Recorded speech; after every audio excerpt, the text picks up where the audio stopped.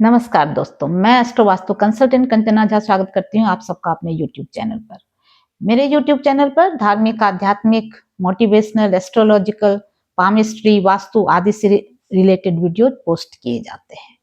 मैं किसी प्रकार का वहम ना तो स्वयं करती हूँ, ना अपने दर्शकों के दिमाग में कोई अंधविश्वास वाली बातें डालती हूँ। अब बात करते हैं, आज हम बात करेंगे भाग्य रेखा की। तो वो कहा जाता है कि निर्धन के लिए भोग करना, ऐश्वर्य करना क्या है? जहर के समान है। शक्तिहीन जो हैं उनके लिए लड़ाई करना भी जहर के समान है। जो जिनको शास्त्र का ज्ञान नहीं है उनको वाद विवाद करना शास्त्रों पर जहर के समान है। और जब भोजन पचा हुआ ना हो और तब ऊपर से भोजन कर लें तो वो भी शरीर में जहर के समान ही होता है। तो आज बात करेंगे भाग्य रेखा की। आपने देखा होगा, अपने हाथ में भी देखा होगा और कई लोगों के हाथों में भी देखा होगा। अगर आप ध्यान से देखेंगे तो पाएंगे ये मणिबंध है हमारा। ये मणिबंध से प्रारंभ होकर शनि की ओर तक जाने वाली रेखा जो है ये भाग्य रेखा कहलाती है। कई लोगों के हाथों में आपने देखी होगी, बहुत जो दरिद्र होते हैं, बिल्कुल जिनको खाने के लिए नहीं मिलता, उनके हाथ में भी होती है, लेकिन वो कलुषित होती है, वो स्पष्ट नहीं होती। वो कई प्रकार के उससे कहते हैं ना, वो क्रॉस से, द्वीप से, ट्रायंगल से, त्रिकोण से, इन सब से कटी फटी रहती है। रेखा संपूर्ण नहीं होती, कई जगह कटी रहती है। कभी एक छोटी छोटी ऐसी ऐसी हो गई और फिर इधर आ गई, फिर इधर आ गई, फिर इधर आ गई, कभी इधर चली गई, कभी उधर चली गई, पूरी नहीं होती। और पूरी होती है तो उस पे कई त्रिकोण बने होते हैं, इस कारण वो दुख को झेलते हैं। तो मणिबंध से लेकर शनि पर समाप्त होने वाली रेखा जो है वो भाग्य रेखा कहलाती है। दोषपूर्ण जो भाग्य रेखा हुई, निर्दोष मतलब स्पष्ट होना और दोषपूर्ण मतलब अस्पष्ट होना। तो प्रत्येक कार्य में बाधा आएगी। आप किसी को धन देंगे तो डूब जाएगा, धन किसी से लेंगे तो आप कर्ज नहीं चुका पाएंगे, व्यापार में सफलता नहीं मिलेगी, संबंधियों से मदद नहीं मिलेगी। बहुत ही संघर्ष भरा, स्ट्रगल भरा जीवन होगा आपका। आय से अधिक व्यय, निराशा, मन कहीं टिकता ही नहीं किसी काम में, मतलब हर तरह की परेशानी। अनैतिक संबंध होते हैं, कामुक प्रवृत्ति होती है, उनकी बात कोई काटे तो ये इनको बर्दाश्त नहीं होता है। प्लानिंग तो कर लेते हैं पर उसको कभी फ्रूटफुल नहीं हो पाता। अपने जीवन का उनको मकसद ही नहीं पता होता। अगर कोई मकसद मिल भी जाए तो धन अभाव के कारण वो मकसद पूरा नहीं हो पाता है। तो इस वजह से जीवन भर वो दुख और कष्ट में, संघर्ष में जीते हैं। और कितने लोगों को रेखाएं तो ऐसी होती हैं कि वो चोरी चकारी करने पर उतर जाते हैं। अपने महिलाओं के हाथ में अगर इस तरह की दोषपूर्ण हृदय रेखा होगी ना, और शुक्र की ओर अगर चली जाए, वो कटे फटे होते हुए शुक्र को टच कर ले, तो उन महिलाओं को तो अपने शरीर बेचने को भी मजबूर होना पड़ता है। अब भाग्य रेखा अगर निर्दोष हो, स्पष्ट हो, तो कई प्रकार के लाभ जीवन में मिलते हैं। यही भाग्य रेखा मैंने बताया अभी आपको। बिल्कुल ही निर्दोष भाग्य रेखा विरले लोगों के हाथों में होती है। बहुत एवरेज लोगों के हाथों में दोषपूर्ण ही होती है। तो भाग्य रेखा की संख्या एक से अधिक भी हो सकती है। यहाँ से शुरू हुई, यहाँ 1 2 3 इस तरह से हुई, लेकिन सबने एक दूसरे को टच कर लिया तो वो फिर भी बहुत जीवन में सफलता दिलाएगी। और अगर एक सपोर्टिव लाइन यहाँ से यहाँ जा रही है तो क्या होता है, जीवन, इंसान जो है वो बहुत ही मिलनसार होता है। दूसरों की मदद करने का गुण उनमें स्वाभाविक रूप से आ जाता है। अपने परिश्रम से जीवन बनाना वो जानते हैं। जीवन में लगातार सफलता हासिल करना, सोर्सेज ऑफ इनकम को बढ़ाते रहना, ये सब उनकी प्रवृत्ति होती है और धीरे धीरे वो सफलता को हासिल कर लेते हैं। बिल्कुल स्पष्ट और अच्छी रेखा तो प्रतिष्ठित व्यक्तियों के हाथों में ही मिलेगी, जिन्हें, लेकिन एवरेज लोगों के हाथों में आपको ये जो रेखा है वो किसी न किसी तरह एक दूसरे को टच करती हुई जब यहाँ तक पहुंचती है तो इन्हें जीवन साथी भी अच्छा मिलता है, धन संपत्ति भी अच्छी मिलती है, शान शौकत रहती है, समाज में प्रतिष्ठा मिलती है, सहायता करने वालों की, ये स्वयं भी बहुत धन कमाते हैं और इनकी सहायता करने वालों की भी कमी नहीं होती है, सेहत भी, स्वास्थ्य भी सब अच्छा होता है, यानी सब कुछ अच्छा होता है भाग्य रेखा अगर अच्छी हो तो। हमारे हथेली में ये भाग्य रेखा किसी भी स्थान से निकल सकती है, ये मैंने मणिबंध का बताया है। अगर ये चंद्र की ओर जाए इधर, तो चंद्र की ओर जाने वाली रेखा यानी आपको घर से दूर आपका भाग्योदय होगा, विदेश में हो या फिर घर से काफी दूर, घर जहां आपका जन्म हुआ है वहां कभी भी आपका भाग्योदय नहीं होगा। अगर ये जीवन रेखा से उदित हो, यानी ये जो जीवन रेखा है हमारी, ये जो लाइफ लाइन है, इससे निकलकर अगर ये भाग्य रेखा जा रही है तो ये जिस कार्य में लगे रहते हैं उसी को बढ़ाने की प्रवृत्ति होती है इनकी। समाज सेवा करना इनको अच्छा लगता है, ऊंचे उच्च पदों पर आसीन होते हैं, ये किसी से दब कर नहीं रहते, अपनी मनमर्जी करते हैं।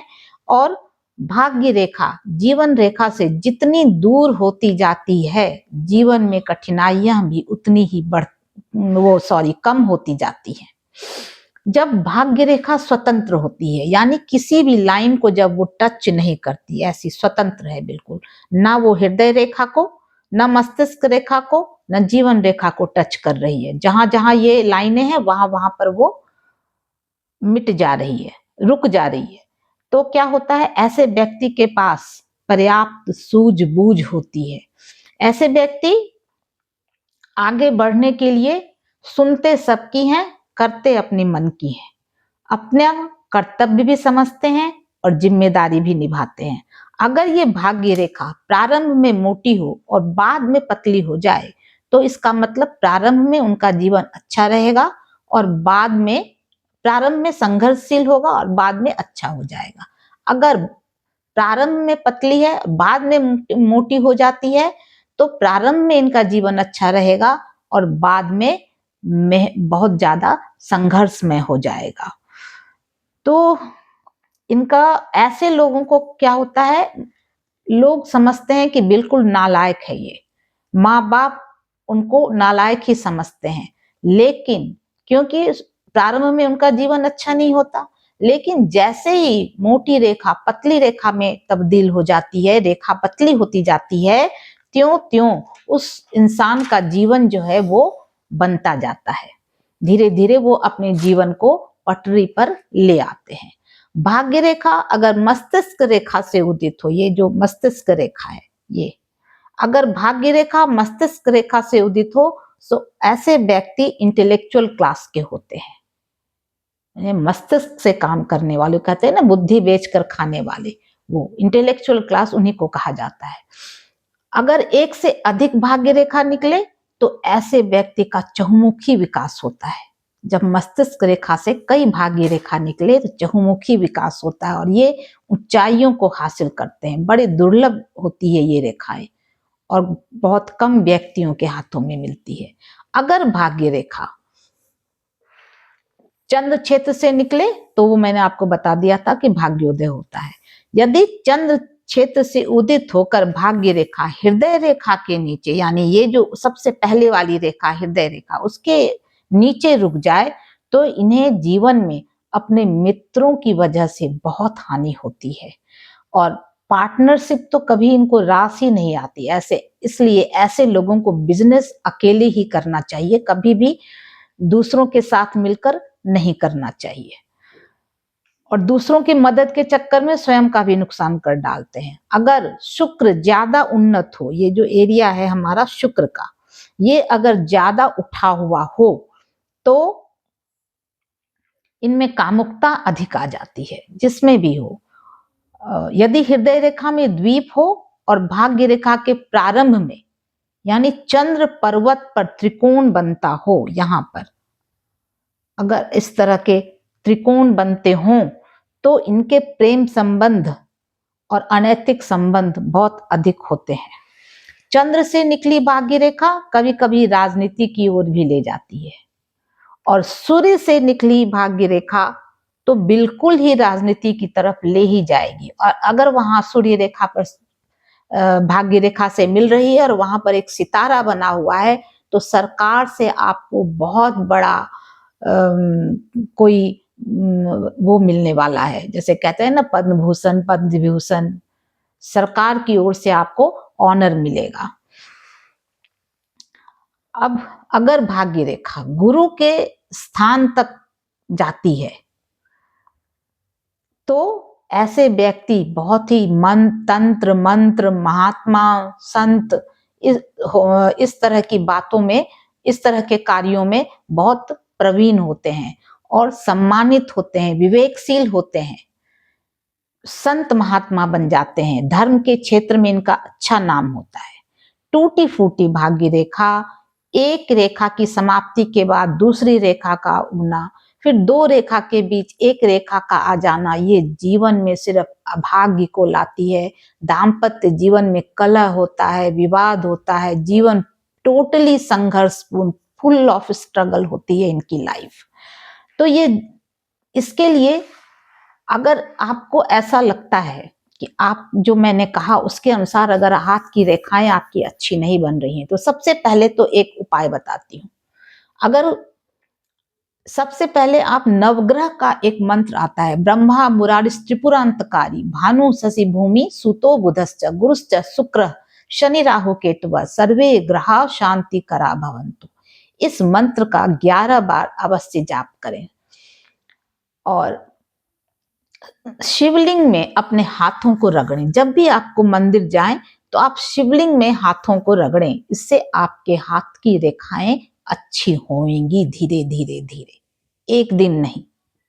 किसी भी चीज को चमत्कार मानने की भूल मत करें, क्योंकि भगवान ने भी क्या किया है, रेखाएं देने से पहले उंगलियां दी हैं कि पहले कर्म कर बेटा, पहले कर्म करो पुत्र या पुत्री, सबको, सबके लिए, फिर मैं यहां पर भाग्य बनाऊंगा, तुम्हारे भाग्य की रेखा मैं बना दूंगा अगर तुम अच्छे कर्म करोगे तो जितने भी छोटे छोटे सेकेंडरी लाइंस हैं, टर्शियरी लाइंस हैं, वो सब हमारे कर्मों के अनुसार बनती और बिगड़ती रहती हैं। इसलिए आप ये ना सोचें कि ये रेखा नहीं है तो मेरे जीवन में कुछ नहीं होगा, होगा। जब आप उस तरह का कर्म करते हैं तो रेखाएं बनने लगती हैं। इस पर विश्वास करें, और सबसे बड़ी बात, विश्वास करें, अंधविश्वास कभी ना करें, बिल्कुल भी नहीं, किसी चीज पर नहीं। क्योंकि ईश्वर भी कहते हैं, अगर कोई डूब रहा है, कहते हैं कि गंगा मैया बचाओ, तो गंगा मैया कहती हैं कि बेटा हाथ पैर चलाओ। ठीक है, चमत्कार की आशा ना करें, जीवन में हो जाए तो बहुत अच्छा। अगर आप मेरे चैनल पर नए आए हैं तो मैं चाहूंगी कि आप मेरे चैनल को सब्सक्राइब करें। वीडियो अच्छी लगे तो वीडियो को लाइक करें, शेयर करें अपने सगे संबंधियों, अपने रिश्तेदारों, अपने दोस्तों के साथ, और बेल आइकन को प्रेस करें, आपको आगे की नोटिफिकेशन मिल जाएगी दूसरी वीडियो की। और अगर वीडियो अच्छी लगे तो देखते रहें मेरे वीडियोस, मेरे यूट्यूब चैनल को वॉच करते रहें, जितने वीडियोस आते हैं सबको, तो देखते रहें मुझे। For health, wealth and happiness देखते रहिए बोल कंचना झा के। Thank you.